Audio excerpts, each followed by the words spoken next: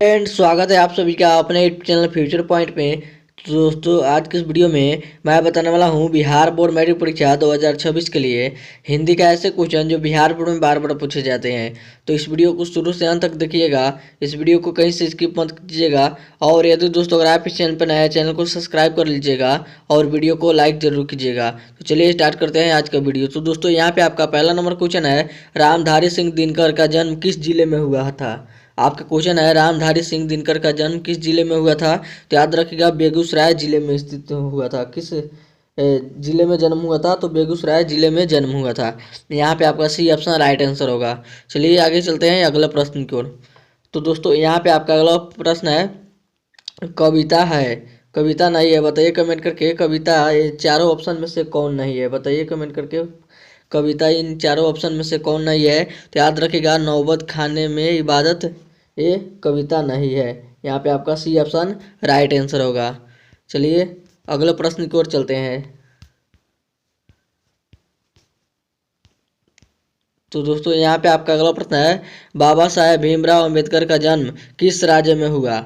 आपका क्वेश्चन है बाबा साहेब भीमराव अंबेडकर का जन्म किस राज्य में हुआ। तो याद रखिएगा मध्य प्रदेश राज्य में हुआ और महू गांव में हुआ। यहाँ पे आपका बी ऑप्शन राइट आंसर होगा। चलिए अगला प्रश्न की ओर चलते हैं। तो दोस्तों यहाँ पे आपका अगला प्रश्न है, श्रहपाद की कृति है। आपका क्वेश्चन है श्रहपाद की कृति है, तो बताइए इसका आंसर क्या होगा। तो याद रखिएगा दोहा कोश होगा। क्या होगा, तो दोहा कोश होगा। यहाँ पे आपका ए ऑप्शन राइट आंसर होगा। चलिए अगला प्रश्न की ओर चलते हैं। तो दोस्तों यहाँ पे आपका अगला प्रश्न है, रामधारी सिंह दिनकर रचित पाठ है। आपका क्वेश्चन है रामधारी सिंह दिनकर रचित पाठ है, तो याद रखिएगा जनतंत्र का जन्म है। क्या है, तो जनतंत्र का जन्म है। यहाँ पे आपका बी ऑप्शन राइट आंसर होगा। चलिए आगे चलते हैं अगला प्रश्न की ओर। तो दोस्तों यहाँ पे आपका अगला प्रश्न है, तीन बेटे की माँ कौन है, बताइए कमेंट करके। तीन बेटे की माँ कौन है, तो याद रखिएगा कौन है, तो सीता है। यहाँ पे आपका बी ऑप्शन राइट आंसर होगा। चलिए अगला प्रश्न की ओर चलते हैं। तो दोस्तों यहाँ पे आपका अगला प्रश्न है, नौबत खाने में इबादत पाठ के केंद्र में है।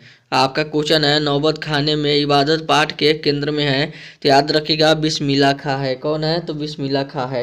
यहाँ पे आपका बी ऑप्शन राइट आंसर होगा। चलिए आगे चलते हैं। तो दोस्तों यहाँ पे आपका अगला प्रश्न है, ललित निबंध है। आपका क्वेश्चन है ललित निबंध है, तो याद रखिएगा नाखून क्यों बढ़ते हैं। यहाँ पे आपका बी ऑप्शन राइट आंसर होगा। चलिए अगला प्रश्न की ओर चलते हैं। तो दोस्तों यहाँ पे आपका अगला प्रश्न है, दही वाली मंगमा पाठ के लेखक कौन है। आपका क्वेश्चन है दही वाली मंगमा पाठ के लेखक कौन है, तो याद रखिएगा श्रीनिवास है। कौन है, तो श्रीनिवास है। यहाँ पे आपका ई ऑप्शन राइट आंसर होगा।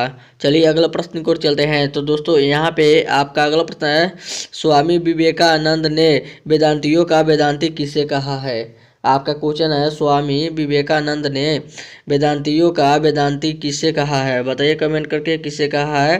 तो याद रखिएगा मैक्स मुलर को कहा है। किसे कहा है, तो मैक्स मुलर को कहा है। यहाँ पे आपका सी ऑप्शन राइट आंसर होगा।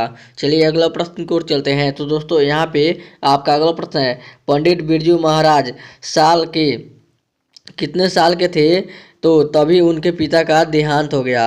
आपका क्वेश्चन है पंडित बिरजू महाराज कितने साल के थे, तो उनके पिता का देहांत हो गया। बताइए कमेंट करके कितने साल के थे, तो उनके पिता का देहांत हो गया। तो याद रखिएगा 9.5 साल के थे। कितने साल के थे, तो 9.5 साल के थे।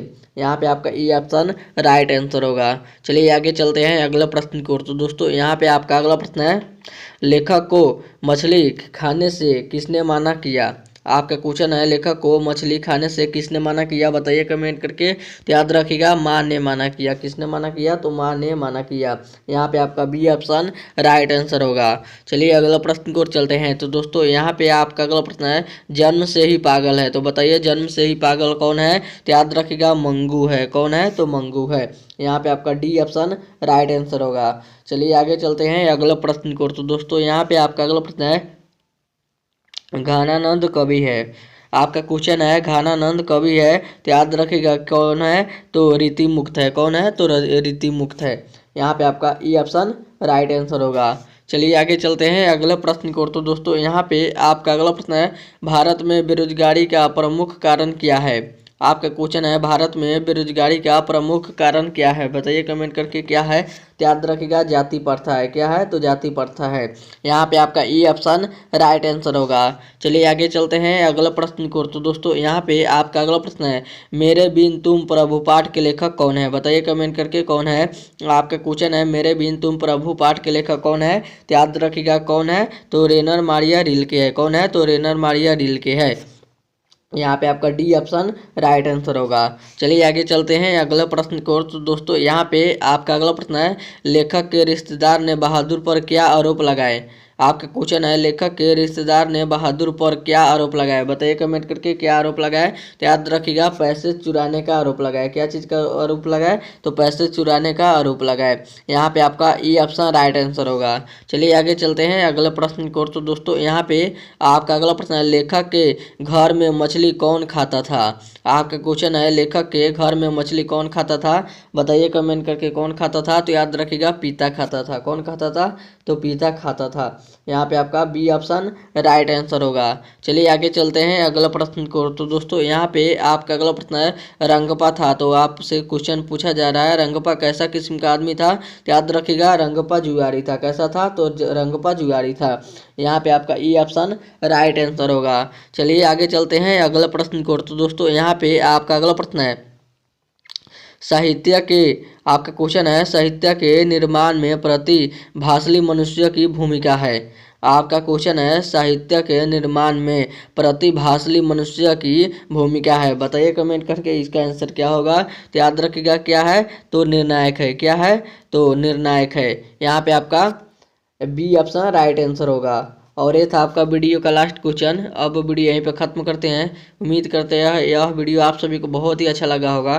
तो इस वीडियो में जाते जाते इस वीडियो को ज़रूर एक लाइक कर दीजिएगा और चैनल पर नया चैनल को सब्सक्राइब जरूर कीजिएगा। तब तक मिलता है अगले वीडियो में। तब तक bye bye. Thank you for watching. मिलते हैं अगले वीडियो में।